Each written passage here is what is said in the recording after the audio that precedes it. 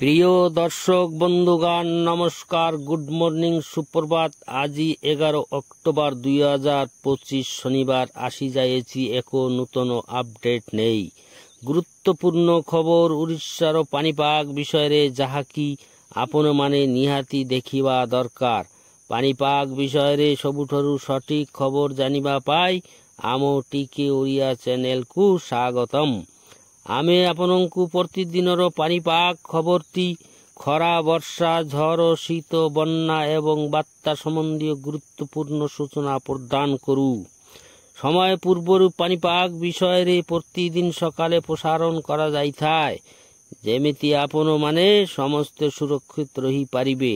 ଆଜି 11 ଅକ୍ଟୋବର 2025 ଶନିବାର 20ଟି ଜିଲ୍ଲାରେ ୟେଲୋ ଆଲର୍ଟ ଜାରି ହୋଇଅଛି ଏବଂ 20ଟି ଜିଲ୍ଲା ମଧ୍ୟରୁ 2ଟି ଜିଲ୍ଲାରେ ପ୍ରବଳ ବର୍ଷା, 18ଟି ଜିଲ୍ଲା ମଧ୍ୟମ ଧରଣର ବର୍ଷା, 10ଟି ଜିଲ୍ଲାରେ ଶୁଖିଲା ପାଗ ମେଘୁଆ ପାଗ ଜାରି ହୋଇଅଛି।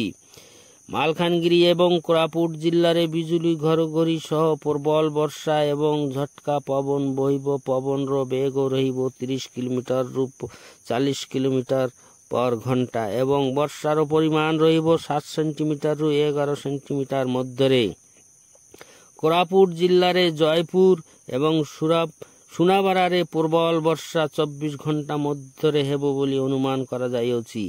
ଏପଟେ ମାଲକାନଗିରିର ମାତଲି, ବୈପାରୀଗୁଡ଼ା, ମାଲକାନଗିରି, ଭେଙ୍କଟପଲ୍ଲା, ମୋଟୁ ଏବଂ ଛତିଶଗଡ଼ର ସୁକମା, ପେଣ୍ଟାରେ ମଧ୍ୟ ପ୍ରବଳ ବର୍ଷା ହେବ।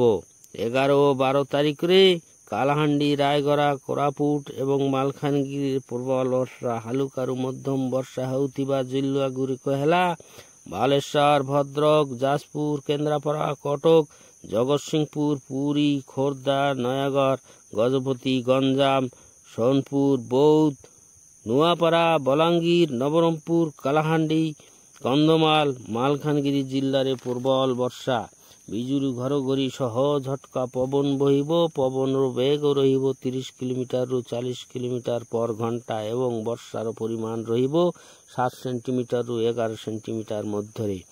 ଆଉ 10ଟି ଜିଲ୍ଲାରେ ମୁଖ୍ୟତଃ ଭାବରେ ପାଗ ଅନୁକୂଳ ରହିବ, ଶୁଖିଲା ପାଗ ମେଘୁଆ ପାଗ ରହିବ ବୋଲି ଅନୁମାନ କରିଅଛି ଆଞ୍ଚଳିକ ପାଣିପାଗ ବିଭାଗ। ଏବଂ ଦର୍ଶକ ବନ୍ଧୁଗଣ, ଭବାନୀପାଟଣା, ଜୟପାଟଣା, ବିଶାଖାପଟ୍ଟନମ, ସଲାଗୁଡ଼ା, ଫୁଲବାଣୀ, ନୂଆପଡ଼ା, ଆସ୍କା, ବହରମପୁର, ଭଞ୍ଜନଗର, ବାଲୁଗାଁ, ନରସିଂହପୁର ଏହିସବୁ ଜାଗାରେ ବିଜୁଳି ଘଡ଼ଘଡ଼ି ସହ ମଧ୍ୟମ ବର୍ଷା ହେବ ଏବଂ ବାଲେଶ୍ୱର, ଜାଲେଶ୍ୱର, କାମାକ୍ଷାନଗର, ଭୁବନ, ଆନନ୍ଦପୁର, ବାଲିଆପାଳ, ଭଦ୍ରକ, ଯାଜପୁରରେ ମଧ୍ୟ ବିଜୁଳି ଘଡ଼ଘଡ଼ି ସହ ପ୍ରବଳ ବର୍ଷା ହେବ 24 ଘଣ୍ଟା ମଧ୍ୟରେ ବୋଲି ଅନୁମାନ କରିଅଛି ଆଞ୍ଚଳିକ ପାଣିପାଗ ବିଭାଗ। ଦର୍ଶକ ବନ୍ଧୁଗଣ ଜାଣି ରଖନ୍ତୁ, ଏପଟେ ରାୟଗଡ଼ା, ଗୋନପୁର, ଗୁଦରି, ଦେଓଭୋଗ, ଆମପାନି, ପାରଲାଖେମୁଣ୍ଡି, ରାମଗିରି, ମୋହନା, ଦଶମନ୍ତପୁର ଠାରେ ମଧ୍ୟମ ଧରଣର ବର୍ଷା ହେବ ଏବଂ ସେପଟେ ପିପଲି, ସାକ୍ଷୀଗୋପାଳ, ପୁରୀ, କୋଣାର୍କ, ପାରାଦୀପରେ ମଧ୍ୟ ମଧ୍ୟମ ଧରଣର ବର୍ଷା ବିଜୁଳି ଘଡ଼ଘଡ଼ି ସହ ହେବ 24 ଘଣ୍ଟା ମଧ୍ୟରେ ବୋଲି ଅନୁମାନ କରିଅଛି ଆଞ୍ଚଳିକ ପାଣିପାଗ ବିଭାଗ। ବନ୍ଧୁଗଣ ଜାଣି ରଖନ୍ତୁ, ଏହି ସପ୍ତାହ ମଧ୍ୟରେ ପାଗର ପରିବର୍ତ୍ତନ ହୋଇଯିବ। ଆପଣମାନେ କେଉଁ ଜିଲ୍ଲାରୁ ଦେଖୁଛନ୍ତି କମେଣ୍ଟ ମଧ୍ୟରେ ଜଣାଇବେ ବୋଲି ଅନୁରୋଧ ଏବଂ ଲାଇକ୍, କମେଣ୍ଟ, ସେୟାର କରି ଫଲୋ କରି ସମସ୍ତଙ୍କୁ ଦେଖିବାର ସୁଯୋଗ କରିଦେବେ ବୋଲି ମଧ୍ୟ ଅନୁରୋଧ। ଧନ୍ୟବାଦ।